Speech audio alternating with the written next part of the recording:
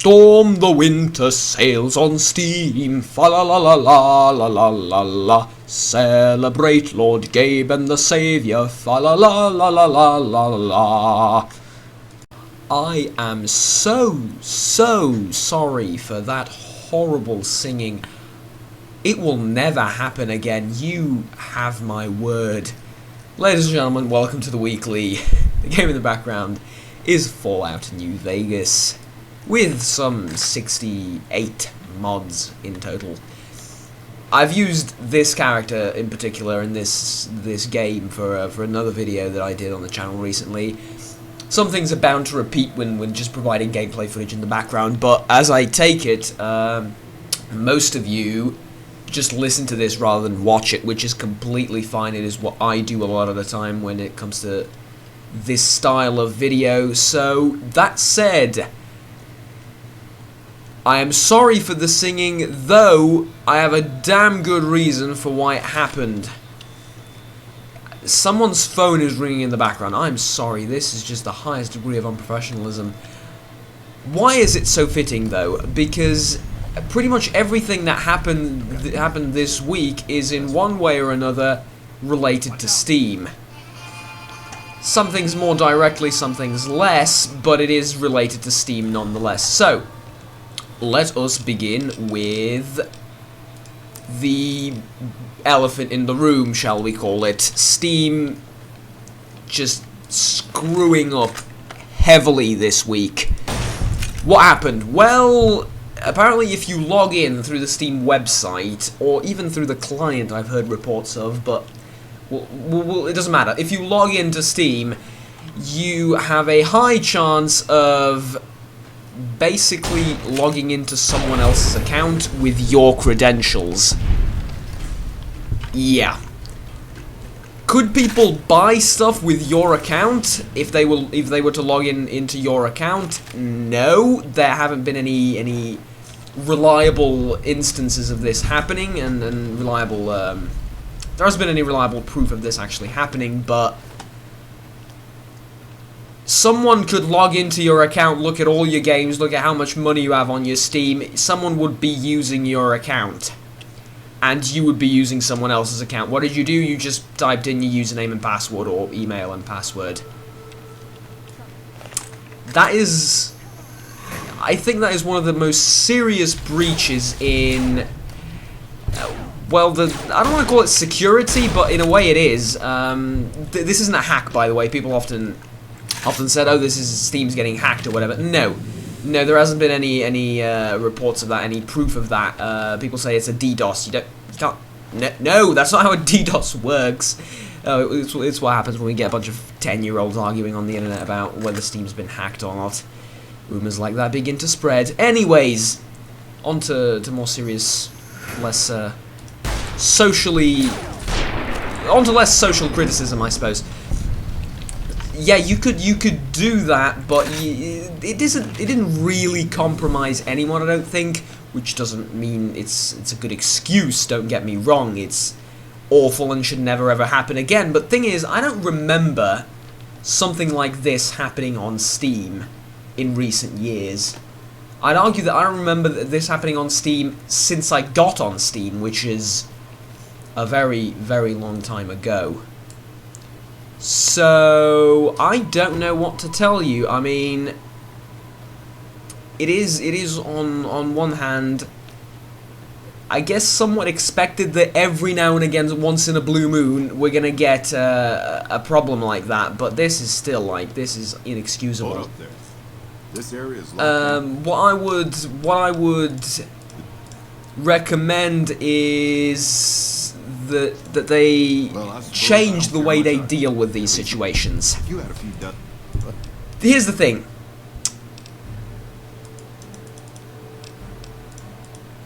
I am fucking up horribly because I'm distracted with the NPC.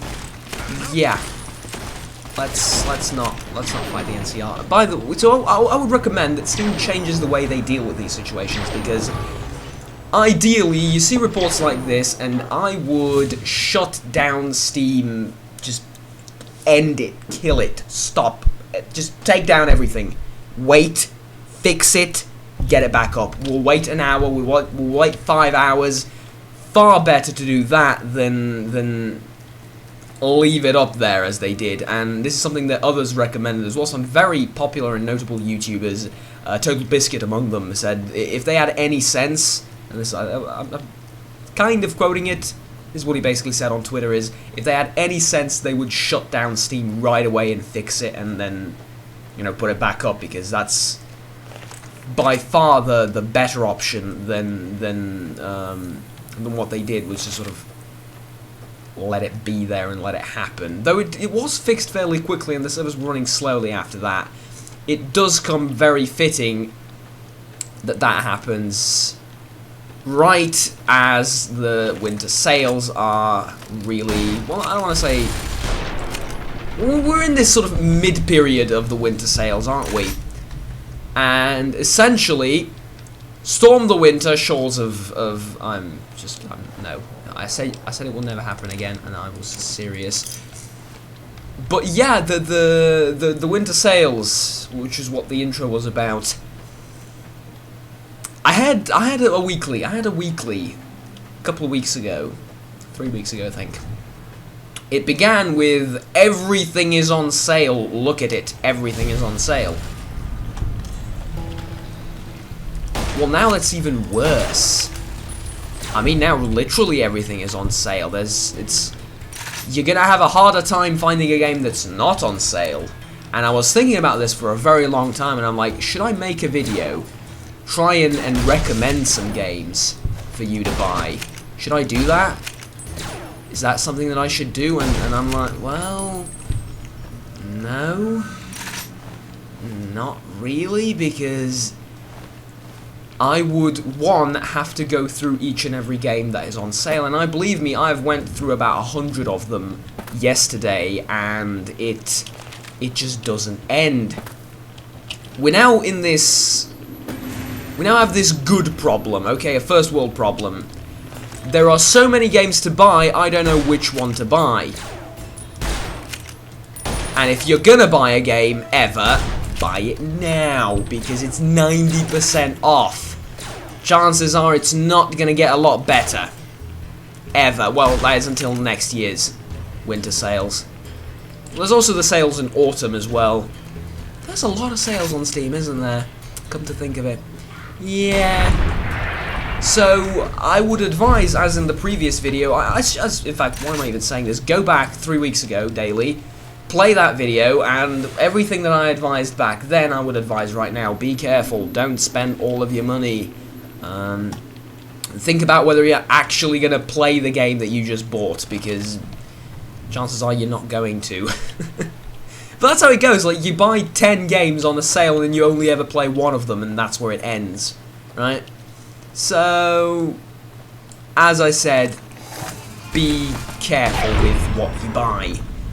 Make sure you're actually going to play it at one point. Don't buy something like Bad Rats. Oh God.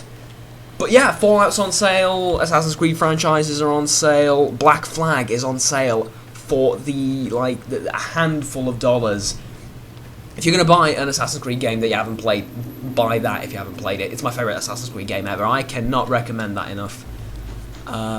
Unity is meh.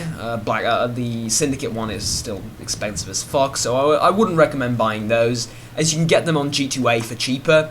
So don't buy new releases that are like really new releases that are down by like 10 to 15%, because it's not worth it, to be honest. You can get it for the same price on G2A when there's not a sale. So fair enough, you know, there is the case to be made that it's more secure on Steam, but G2A is one of the most secure places to buy games outside of Steam. So, you know, it's absolutely your prerogative and your right to choose one or the other, and there is both positives and negatives to both. But if it were up to me, I would not be buying a new AAA release right now. And I know a lot of people have bought them. I'm looking at my friends list, and I see a bunch of people that bought Call of Duty and Syndicate and whatnot. And fair enough, you got it on a sale. You got it for cheaper than you would usually, but I don't know, I guess that's the sort of the game you buy if you don't have anything else you like on the sale. And with literally thousands of games on Steam, you might want to interest yourself in one of them. For example, Fallout 3, I'm thinking about buying. That's the Ultimate Game Edition. Skyrim Ultimate Edition as well is on sale. Very, very cheap. Incredibly cheap games, all of them. I'd suggest you buy them. Like massive games that you would get hundreds of hours of fun out of and entertainment out of for the price of like, what, $5–10. Actually, they're around $10, all of them, so yeah. I was also looking at Insurgency, which went down for like by like 90% or whatever. It's ridiculous. But yeah, we're in this great position of first world problem. I have way too many games I like, and I don't know which one to buy. So, yep. Is there anything else that's been happening on Steam? Provided something doesn't happen today, and I mean that is provided Steam works as it should today. Nothing. We're good. It's good. It's okay. We had enough news for Steam. It's been on the front page of everything for all eternity. I say it's enough. You had your time in the spotlight. Calm down. Just work regularly. We're happy about the sales. We're happy that we got the service back. We're happy that we can log into actually our accounts with our emails and passwords. Thank you. Can you please just not freak out again? Appreciate it. But there is another piece of very important news. A few videos ago, that is, by the way, a measurement for time now. A few videos ago, I made a Star Citizen first impressions of the new Port Olisar space station, also known as the Crusader, I believe. And I made a predicament, and I said, to me, it seems like we're going to be getting something for Christmas from the developers. They released this now. It's a weird time to be releasing it. They could have waited a couple of more days and released it for Christmas and be like, yay, there's your Christmas gift from us. Great. They're not gonna leave Christmas with absolutely no updates, are they? That's just stupid. Okay, they're gonna do something for Christmas, even if it means put a bloody Christmas hat on the loading screen or whatever. I don't care. They're gonna do something for Christmas, right? They did. Ladies and gentlemen, we have the open world on the PTU server. What the hell's a PTU server? The PTU universe. Sorry, the PTU. Well, PTU stands for Public Test Universe, so we have open beta on the PTU, the Public Test Universe. Public Test Universe, you can look it up exactly what it is. It's not about early access to content, it is actually about testing. People like myself that have paid a huge amount of money for Star Citizen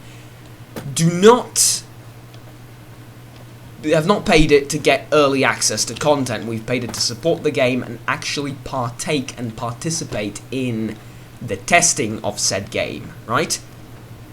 So we do that on the PTU most of the time.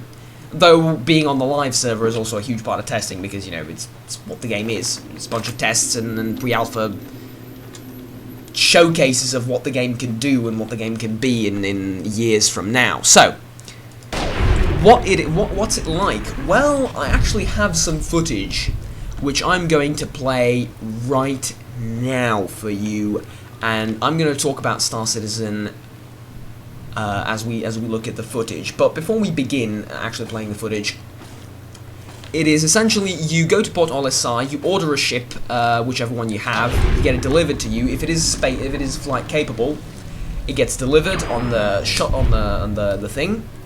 You go to it, the dock, it gets delivered, you go in it, and you press B, and you can fly into the open world. There is about a handful of destinations you can go to, a couple of different space stations, a couple of missions. I didn't do any of them here because I was just looking around to see what it was. But yeah, let's take a look at what actually is going on over there. So, here we are on the PTU in Star Citizen. I'm going to apologise again for the frame rate, but first of all, it's very hard to get in on the PTU because it is very limited compared to the live server. There's a very limited amount of players that can be there at one time, and because the open world got released exactly when well, a couple of hours before me recording this. This is footage that you're looking at, not the audio, because they are recorded separately. It's just breaking, let's be honest. The PTU's not doing great, so, as expected, the frame rate's a bit meh. But it's besides the point. Like, the entire game is not about performance and frame rate, it's about looking at what it's gonna be like eventually. And yeah, as you see, we just made a quantum jump there, and we're gonna... Well, actually, did we just make a quantum? No, I have no idea. I may horribly desynchronize this. I have no idea which. I have two pieces of footage, and I'm not sure which one goes first, which one goes later. In fact, I'm pretty sure we just made a jump. I don't know. I'm going to try and synchronize these the best I can.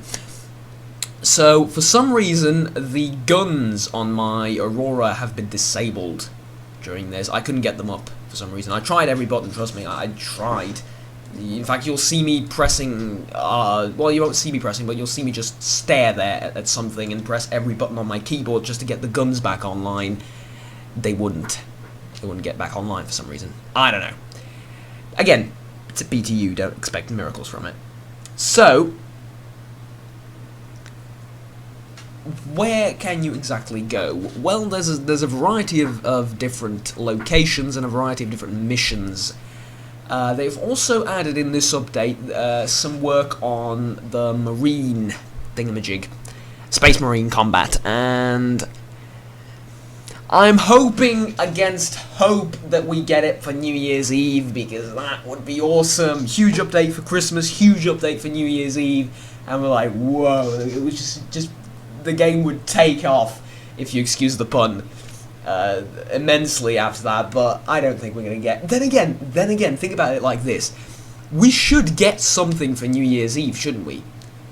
Fair enough, I think in Western countries it's... Christmas is a lot more important, unlike over here. Like over here, New Year's Eve is the ultimate holiday, but... Still, like, we should get something. We should totally get something for New Year's Eve, and I'm not sure we will. Then again, we might. I don't know. I'm hoping against hope that we do. But I'm not sure. So I'm going to leave Star Citizen up in the background and have you look at this gorgeous game, which isn't actually so gorgeous because I can't run it on its full settings and whatnot. That space station looks great, though. Can I just take away a couple of minutes of the show? Well, yes, I can, because it's my show, but you know what I mean.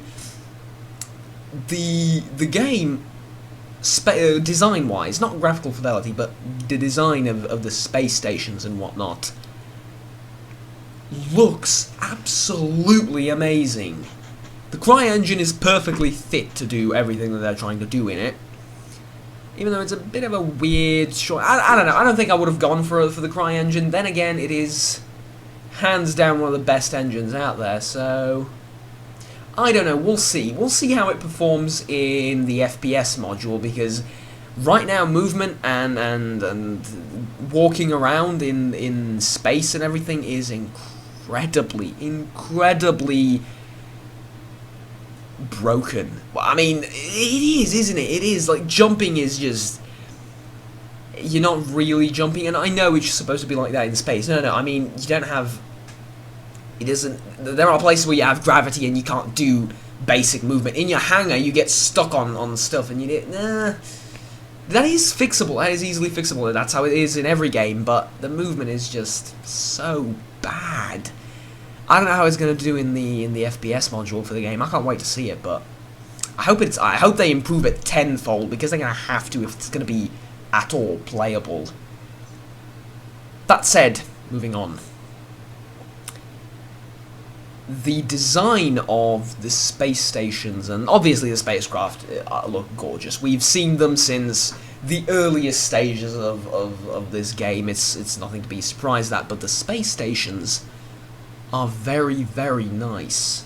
From a distance as well. I didn't expect them to look this good, but when you go like miles away from it, in just the other side of the area that you get, that we have right now, because it's fairly limited. Obviously, it's an alpha test. It's fairly limited, but if you go to the edge of the space where you can, and then you look at the space station, it still looks bloody gorgeous. So there is something to consider there in and of itself. That said, I'm going to now stop talking about Star Citizen, because it's I imagine not everyone's interested in this game, and it can be fairly annoying to just talk about this game for 10 minutes. Though it is huge news for the game. It is definitively huge. Furthermore, let us move on. The last chance for you to get a T-59 in Armoured Warfare is about to expire. Or you're about to lose your last chance to get it in a few days.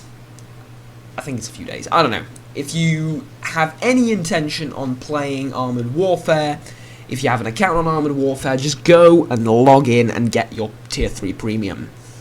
I've played with it, and I can give you a quick 2-minute, maybe even less, a minute and a half review of the tank. It is essentially a T-64?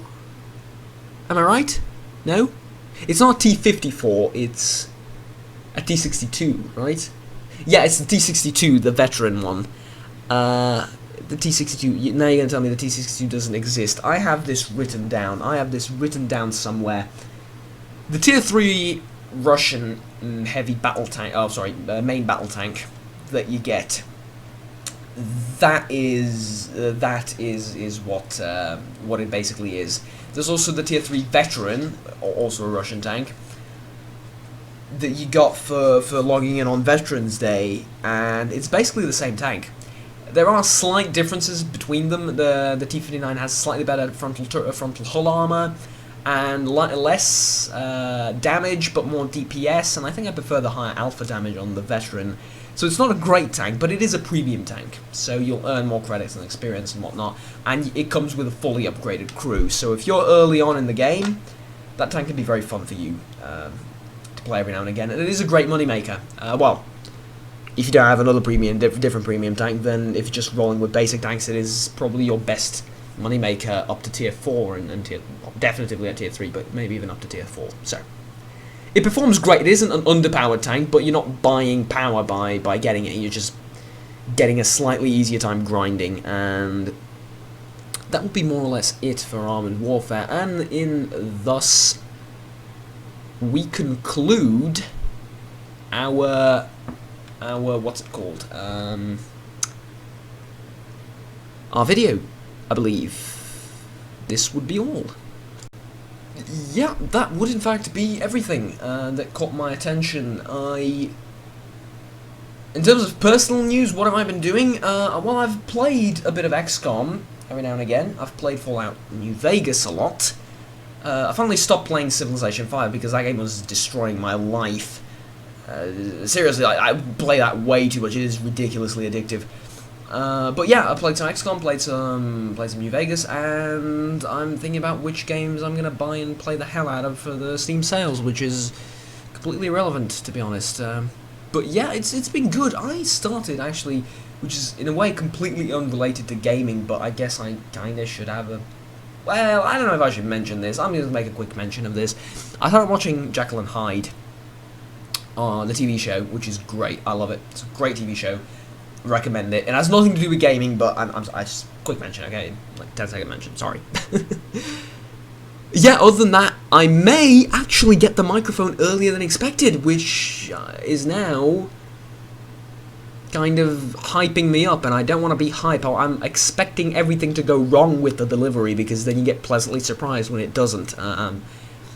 When it comes to things like these, I'm incredibly pessimistic because, well, ever since the entire graphics card problem where I had to change 3 different graphics cards because they all died within hours of each other, and one of them didn't get even sent to me in the first place, and it's ridiculous. It's stupid. No, it's ever since then I'm like, everything's gonna go wrong, and something needs to get delivered to me that's gaming related, it's gonna go wrong. Yeah.